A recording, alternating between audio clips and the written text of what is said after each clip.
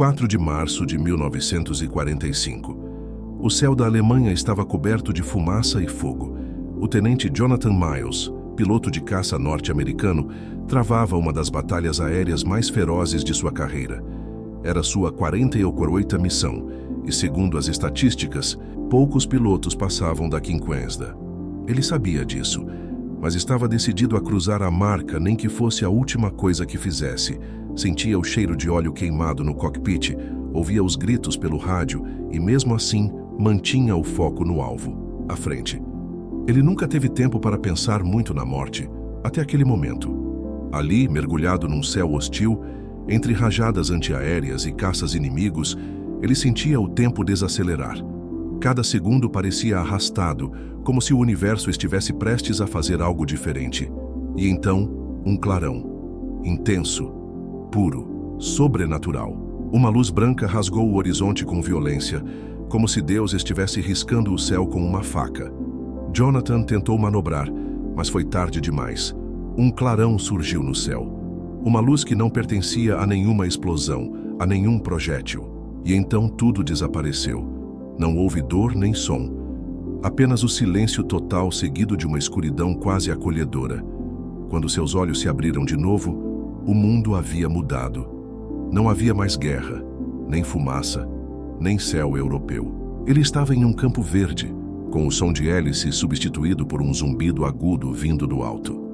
Quando Jonathan abriu os olhos, não havia mais guerra, nem fumaça, nem céu europeu. Havia asfalto, drones e placas em inglês moderno, torres, de vidro ao fundo. Estradas lisas e veículos silenciosos, alguns até voadores.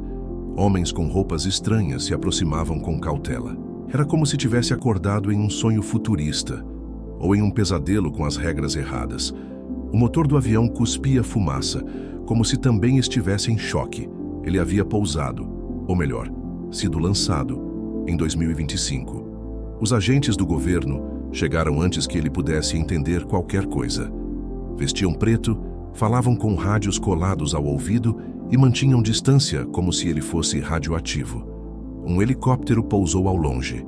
Eles cercaram o local rapidamente, bloqueando a visão dos curiosos. Jonathan foi levado sem saber para onde, algemado por segurança, e com uma venda nos olhos. Os agentes do governo chegaram antes que ele pudesse entender qualquer coisa. Eles já sabiam sobre o fenômeno e estavam preparados para lidar com ele. O protocolo havia sido escrito décadas antes, mas ninguém esperava que fosse realmente necessário. Aquela luz, aquela fenda no céu, era um segredo enterrado nos arquivos mais profundos da inteligência nacional. Um evento documentado em fotos borradas e teorias malucas. Mas agora era real. Aquela fenda temporal, um rasgo no tecido do tempo, que só aparece a cada 100 anos por poucos minutos, sempre no mesmo lugar. Era como um eclipse, raro, previsível, mas impossível de controlar. E tudo o que passava por ela trazia consigo consequências imprevisíveis. Aquela fenda não era uma ponte, era uma rachadura, um erro da realidade que precisava ser corrigido antes que se espalhasse. E Jonathan era a rachadura em forma humana. Mas havia um problema. Tudo o que atravessa essa fenda precisa voltar. Se não voltar, a linha do tempo começa a sofrer rachaduras, pequenas no início, mas que se expandem como uma epidemia silenciosa. A presença de Jonathan era como uma faísca, em um celeiro cheio de feno seco.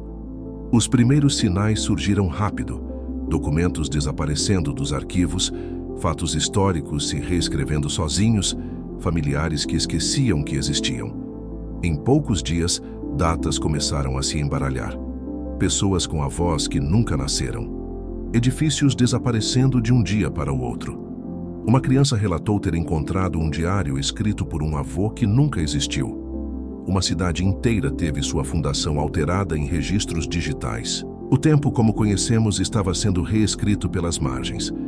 E Jonathan estava no centro disso tudo. A própria realidade começava a perder a forma, e o próprio Jonathan estava começando a se apagar de fotos antigas.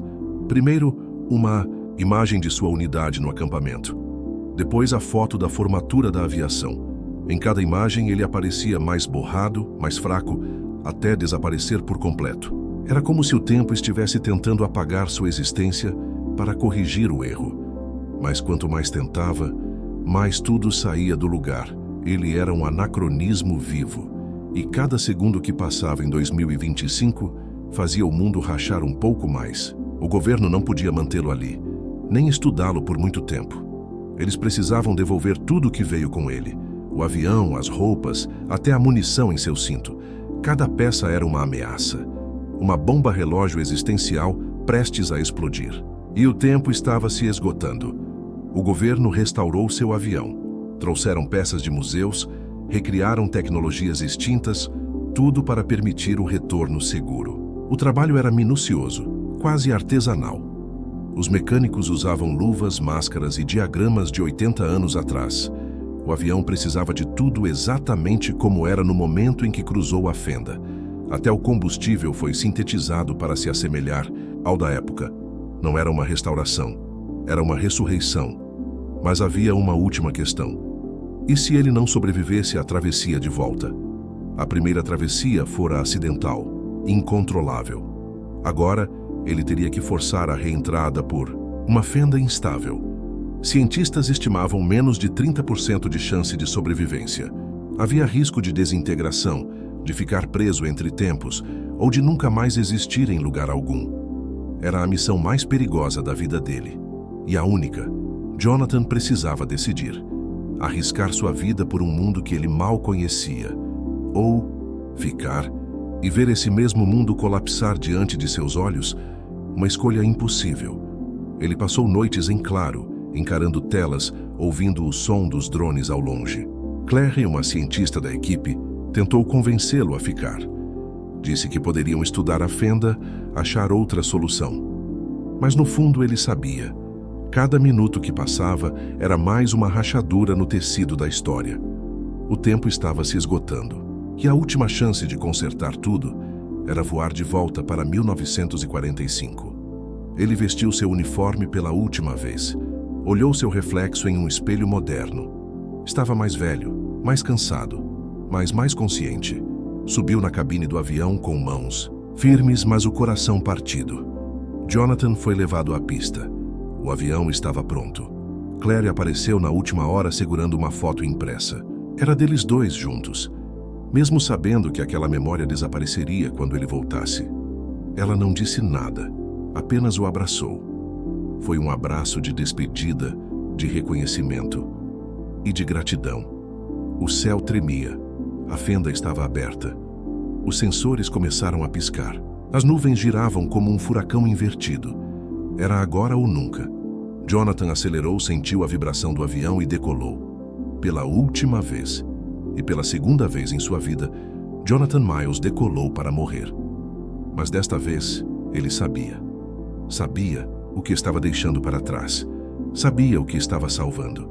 E sabia que mesmo que ninguém se lembrasse dele, ele teria cumprido sua missão. A mais importante de todas. Só que dessa vez, ele sabia que morreria como herói. E que, mesmo que ninguém lembrasse seu nome, o mundo inteiro viveria por causa dele.